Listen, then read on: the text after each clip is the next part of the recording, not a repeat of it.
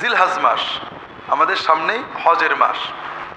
যারা হজে যাবেন তারা চলে যাবেন, যারা দেশে থাকবেন তারা এই জিলহজ মাসে দুই ধরনের ইবাদত করবেন। একটা ইবাদত আমরা সবাই জানি, আমরা কুরবানি, ঈদুল আজহা করব, কুরবানির ঈদ করব এবং কুরবানি দেব। আর একটা আমল যেটা আমরা সাধারণত সবাই সচেতন নই, কেউ কেউ সচেতন, সেটা হলো জিলহজ মাসের 1 তারিখ থেকে শুরু করে 9 তারিখ পর্যন্ত করণীয় ইবাদত। একটা তো যারা কোরবানি দিবেন তাদের জন্য হাদিস শরীফে আসছে, কোরবানির মাসের চাঁদ উঠলে, অর্থাৎ জিলহজ মাসের চাঁদ উঠলে, জিলহজ মাসের কোরবানি পর্যন্ত 10 দিন তারা নখ চুল কাটবেন না, কোরবানির পরে কাটবেন। অর্থাৎ ঈদের সময় আমরা পরিচ্ছন্ন হব, সব ঠিক আছে, কিন্তু নখ এবং চুল জাতীয় কিছু কাটা বাদে। যারা কোরবানির সিদ্ধান্ত নেবেন তাদের জন্য রাসূলুল্লাহ সাল্লাল্লাহু আলাইহি ওয়াসাল্লাম বলছেন, মান আরাদা আন ইউযাহিয়া ফালা ইয়াখুযান্না মিন শাহরিহি ওয়া যাফরিহি শাইআন আও কামা ক্বালা সাল্লাল্লাহু আলাইহি ওয়াসাল্লাম।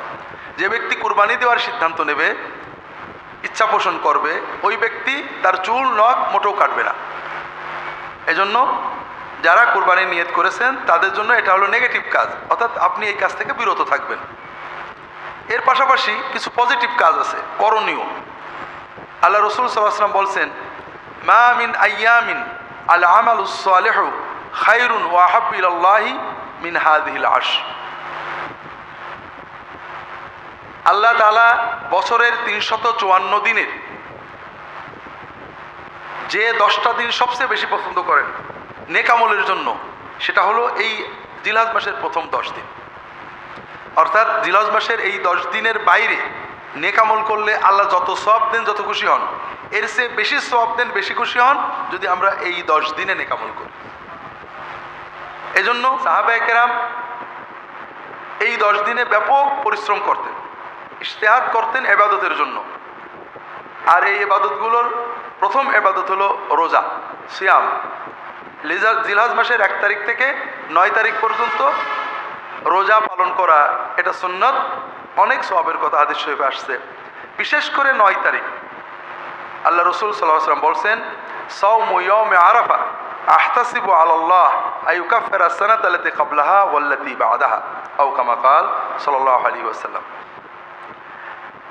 আরাফাতের দিনে রোজা রাখলে আমরা আশা করি, রাসূল বলছেন, আমি আশা করি যে আল্লাহ তাআলা আরাফাতের দিনে রোজার বিনিময়ে পূর্ববর্তী 1 বছর এবং পরবর্তী 1 বছরের গোনা ভুল ভ্রান্তিগুলো মাফ করে দেবেন, কাফারা করে দেবেন।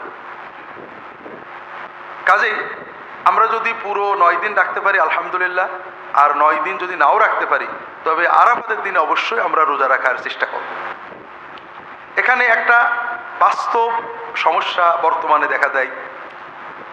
সাধারণত আরবি ভাষায় ইয়মে আরাফা মানে হলো জিলহজ মাসের 9 তারিখ, আবার ইয়মে আরাফা মানে যে দিনে হাজিরা আরাফাতে অবস্থান করে। বর্তমানে আমরা মিডিয়ার মাধ্যমে, প্রযুক্তির মাধ্যমে সবাই জানতে পারি যে কবে হাজিরা আরাফাতে বসেন, এবং সাধারণত আমাদের দেশে যেদিন 8 তারিখ হয় ওই দিনে আরব দেশে 9 তারিখ হয়, এবং ওই দিনে তারা আরাফাতে অবস্থান করে। এখন আমরা কি করব? আমরা কি আমাদের দেশের 9 তারিখে রাখবো না আরব দেশের আরাফাতের দিনে রাখবো? এটা নিয়ে আলেমদের নানাবিধ মত আছে। মূল কথা হলো বান্দা সাধ্যের ভিতরে সুন্নাতের নির্দেশে ইবাদত করবে। যারা আরাফাতের দিন আরব দেশে জানতে পারেননি তারা তাদের দেশের 9 তারিখেই রাখবেন।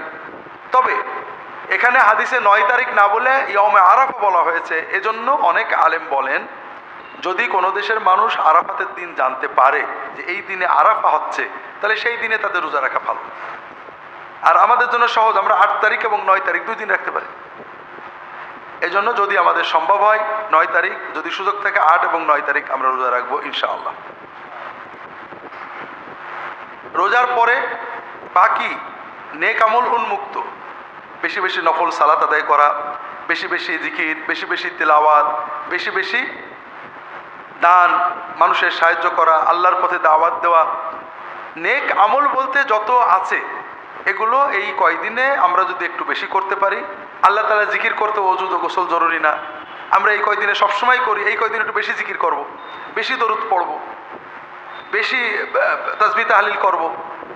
এছাড়া দান সদকা কোরআন তেলাওয়াত ইত্যাদিগুলো আমরা এই কয়দিনে বেশি করার চেষ্টা করব।